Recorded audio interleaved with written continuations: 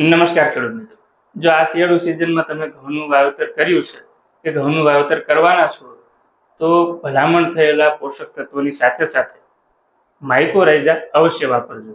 આ માઇકોરાઇઝા શું છે, માઇકોરાઇઝા વાપરવાથી શું ફાયદો મળે અને માઇકોરાઇઝાને ક્યારે તેમજ કેવી રીતે વાપરવું જોઈએ એ તમામ માહિતી આપણે મેળવી.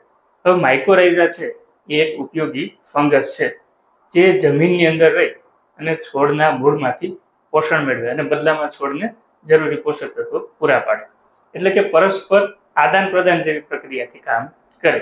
કેમ કે માઇકોરાઇઝા છે એ પોતે પ્રકાશ સંશ્લેષણની ક્રિયા ન કરી શકતું હોવાથી પોતાનો ખોરાક ન બનાવી શકે, એટલે એ જરૂરી ખોરાક છે એ છોડના મૂળમાંથી મેળવે અને છોડને દૂર દૂર પડેલા અલભ્ય પોષક તત્વો છે એ મેળવવામાં મદદરૂપ થાય. કયા કયા પોષક તત્વો મેળવવામાં મદદરૂપ થાય? તો આપણે સૌ જાણીએ છીએ કે ફોસ્ફરસ તત્વ છે એ જમીનની અંદર સામાન્ય રીતે અલભ્ય સ્વરૂપમાં પડેલું હોય, તો આ અલભ્ય ફોસ્ફરસને લભ્ય બનાવી અને છોડને પૂરું પાડવામાં મદદરૂપ થાય. એ સિવાય ખૂબ જ અગત્યનું સૂક્ષ્મ પોષક તત્વ ઝીંક, આ ઝીંકને પણ લભ્ય કરાવવામાં માઇકોરાઇઝા ખૂબ જ ઉપયોગી બને છે. એ સિવાય જરૂરી સમયે ભેજ પણ પૂરું પાડવાનું કામ માઇકોરાઇઝા કરે છે. હવે આ માઇકોરાઇઝાને ક્યારે અને કેવી રીતે વાપરવું જોઈએ?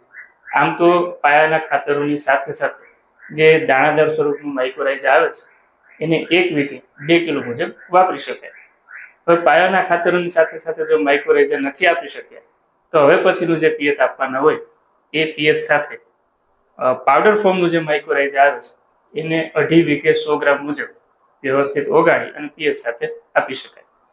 આવું અદ્ભુત ફાયદા ધરાવતું માઇકોરાઇઝા છે જેને બાયો ફર્ટિલાઇઝર પણ કહેવામાં આવે છે, એ આપ જો વાપરવા ચાહો છો તો કેવી રીતે વાપરવું, કઈ કંપનીનું વાપરવું અને ક્યાંથી મેળવવું એ તમામ માહિતી માટે આપ આપેલા નંબર પર ફોન કરી અને માહિતી મેળવી શકો છો. ધન્યવાદ.